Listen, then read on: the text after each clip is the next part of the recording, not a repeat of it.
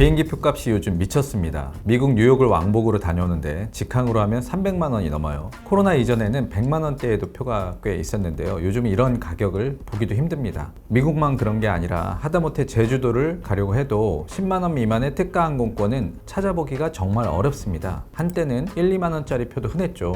여행 가는 사람들은 죽을 맛인데 비행기 표 비싸게 파는 항공사 실적은 어떨까요? 대박이 났습니다. 코로나 탓에 지난 3년간 장사를 제대로 못했는데 이제야 살만하다고 합니다. 이번 주제는 치솟는 비행기 표값에 표정 관리하는 대한항공입니다.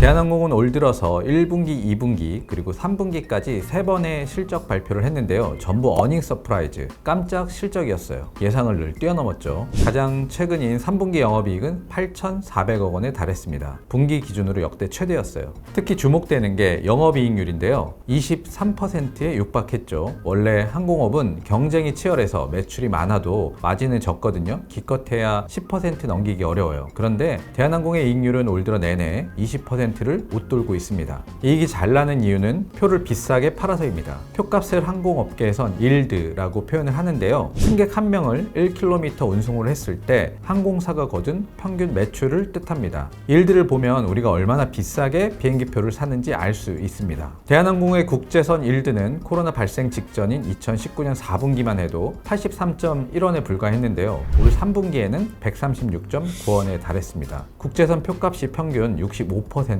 올랐다는 의미입니다. 이 일들을 적용해서 거리가 1만 1064km인 인천 뉴욕 간 왕복 비행기 표값을 계산을 해보면 2019년 4분기에 183만 원 하던 것이 올 3분기에는 302만 원이 됐습니다. 물론 이 금액은 항공사에 잡히는 매출이라 실제 소비자가 구매하는 가격과는 다소 차이가 있습니다. 국내선 일드 또한 최근 1년 새 40% 넘게 가파르게 올랐습니다. 처음으로 일드가 200만 원을 넘었는데요. 김포 제주 거리가 444km인데 이 일드를 적용하면 편도 9만 원 정도 합니다. 그러니까 대한항공으로 올 3분기에 서울에서 제주도 다녀오신 분들은 평균 18만 원쯤 지불을 하신 겁니다. 가격이 이렇게 오르면 사람들이 부담스러워서 비행기를 덜 탈 것 같은데요. 전혀 아니었죠. 대한항공의 올 3분기 국제선 비행기 탑승률은 80%가량으로 작년 3분기 39% 대비 2배 넘게 높아졌습니다. 국내선도 같은 기간에 68%에서 85%로 확 뛰었습니다. 비행기 티켓 가격은 주식처럼 계속 가격이 바뀌죠. 같은 노선, 같은 비행기여도 오늘 본 가격 다르고 내일 보는 가격 다릅니다. 항공사들은 비행기를 최대한 많이 채우고 가격도 최대한 높게 받기 위해서 끊임없이 가격을 조정하는데요. 요즘에는 가격을 높여도 비행기가 잘 채워지니까 가격을 낮출 필요가 없겠죠. 또 과거에는 항공사들이 자기들이 표를 다 못 파니까 여행사에 100장, 200장 이렇게 대량으로 싸게 넘기곤 했는데요. 요즘 이런 물량을 확 줄였습니다. 인터파크나 스카이스캐너에 초특가 항공권이 뜨곤 하는데 여행사가 팔다 못 판 것이죠. 이런 초특가 티켓을 요즘은 구하기도 어렵죠. 비행기 표값은 수요와 공급에 거의 정확하게 일치를 하는데요. 코로나로 지난 3년간 해외여행, 해외 출장 안 갔는데 눌려있던 수요가 요즘 급증하고 있습니다. 반면에 공급은, 그러니까 비행기 좌석은 갑자기 확 늘기가 어려워요. 노선을 추가하려면 국토부 승인을 받아야 하고 비행기도 확보해야 하고 승무원도 늘려야 하는데 시간이 꽤 필요합니다. 그러니까 수요 공급 불일치가 대한항공이 돈 버는데 유리하게 작용하고 있는 겁니다. 항공사 실적이 좋은 것은 대한항공만 그런 것은 아니죠. 미국 대표 항공사 아메리칸 에어라인은 지난 3분기에 매출이 역대 최대인 135억 달러에 달했습니다. 전 일본 공수 아나 또한 올 4월부터 9월까지 6개월간 314억엔의 영업이익을 거뒀는데 이는 전년 동기에 기록한 1000억엔이 넘는 적자에서 흑자로 전환한 것입니다. 같은 기간에 매출도 83%나 늘었죠. 대한항공이 지금은 좋아 보이긴 하는데 사실 최근 몇 년간 장사 이래 가장 힘든 시기를 보냈습니다.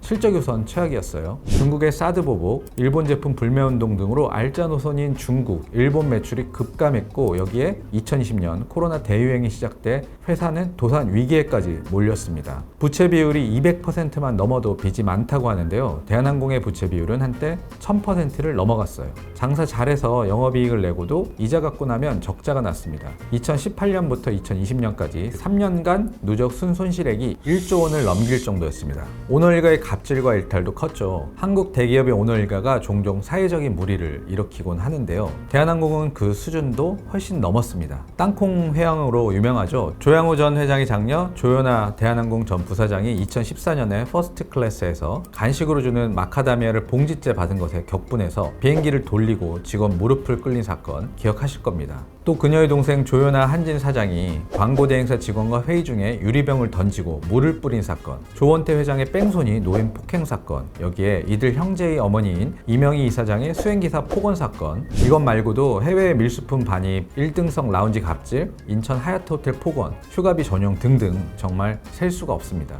이것만 보면 회사가 망하거나 주인이 바뀌거나 이것도 아니면 하다못해 경영진이 교체가 됐을 법도 한데 대한항공은 망하지도 주인이 바뀌지도 경영권이 바뀌지도 않았습니다. 항공산업이란 특수성 때문인데요. 사실 이런 위기 속에서 백기사 역할을 해준 것이 정부였죠. 정부는 국책은행인 산업은행을 동원해서 대한항공에 자금 지원을 하고 조원태 회장의 경영권을 지켜주고 심지어 매물로 나온 아시아나항공을 대한항공이 인수할 수 있게 해줬죠. 이거 특혜 아니냐 할 수 있는데 특혜는 맞죠. 그런데 정부 입장에선 이렇게 하지 않으면 양대 국적사인 대한항공과 아시아나항공 모두 사라질 우려가 있어서 어쩔 수 없는 선택이었다고 합니다. 항공산업은 국가 기관 산업인데 금호그룹이 해체되면서 아시아나항공은 팔리지도 않는 애물단지가 됐고 대한항공도 유동성 위기로 정부 지원 없이는 살 수가 없었거든요. 정부가 국적 항공사를 다 포기하면 우리나라 국민이 해외 나갈 때 미국 가면 델타항공, 일본 가면 아나항공 이런 거 타고 가야 합니다. 정부 입장에선 회생 의지가 있는 조원태 회장을 중심으로 대한항공을 살리고 아시아나항공을 여기에 붙여줘서 글로벌 항공사들과 맞붙어도 뒤처지지 않게 하자 이렇게 그림을 짠 것입니다. 조원태 회장 입장에선 나쁠 게 없었겠죠. 대신 조건을 몇 개 걸었는데 우선 팔 수 있는 건 다 팔라고 했어요. 그래서 경복궁 바로 옆에 있는 알짜 땅 서울 송현동 부지도 팔고 기내식과 기내 면세점 사업권도 팔고 미국 LA에 있는 호텔도 매물로 내놨습니다. 갑질 많이 했던 오너 일가의 경영 참여도 제안을 했는데요. 조원태 회장을 빼곤 항공산업에서 손을 떼라고 했습니다. 그래서 유리병 투척 사건의 장본인이자 조원태 회장의 동생 조현민 사장, 사실 조현민 사장은 미국인이라 법적 이름은 에밀리 리 조입니다. 아무튼 조 사장을 물류계열사 한진으로 보냈어요. 조연아 전 부사장은 조원태 회장과 경영권 다툼을 해서 지금 완전히 아웃됐습니다. 아무튼 이런저런 과정을 거쳐서 대한항공은 이제 제법 괜찮은 회사가 되어가고 있습니다. 그럼 주가가 많이 올라야겠죠? 근데 주가에는 실적 개선과 회사의 지배구조 개편을 이미 상당 부분 반영을 하고 있습니다.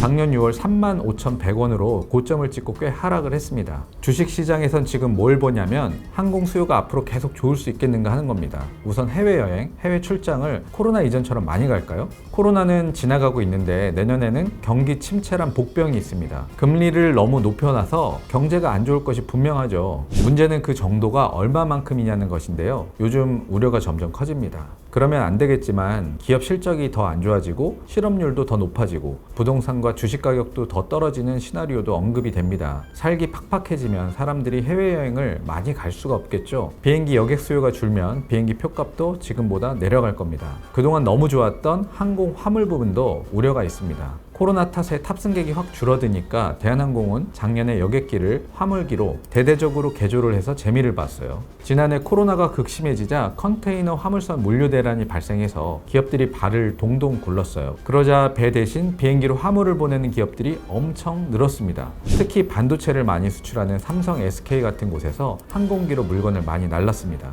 그런데 요즘 반도체 경기는 꺾이고 컨테이너 화물선 운임도 정상화되니까 항공 화물 수요가 줄고 있습니다. 국제항공운송협회 IATA라는 곳에서 국제선 화물 수요를 발표를 하는데 올 9월에 화물 수요가 전년 동월 대비 10.6%나 감소한 것으로 나타났습니다. 화물 적재율, 그러니까 비행기에 얼마나 화물을 실었는지 나타내는 비율도 7%포인트 감소했습니다. 이게 8월에도 8.9%포인트 줄었거든요. 화물칸에 화물 다 못 싣고 빈 공간이 계속 늘고 있다, 이런 의미입니다. 화물칸 채우려고 항공사 간 경쟁이 벌어져서 가격이 떨어질 가능성도 상당히 높습니다. 실제로 대한항공의 국제선 화물 일드는 지난 2분기를 정점으로 떨어지고 있습니다.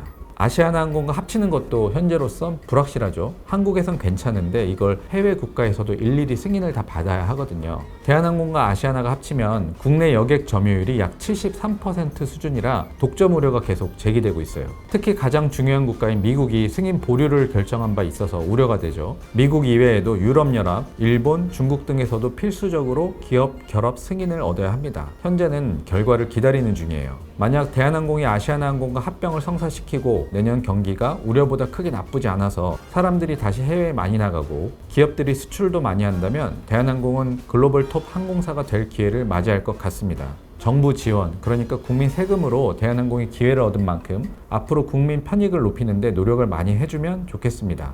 요즘 잘 나가는 대한항공 티켓 가격 더 올리는지 눈여겨보겠어!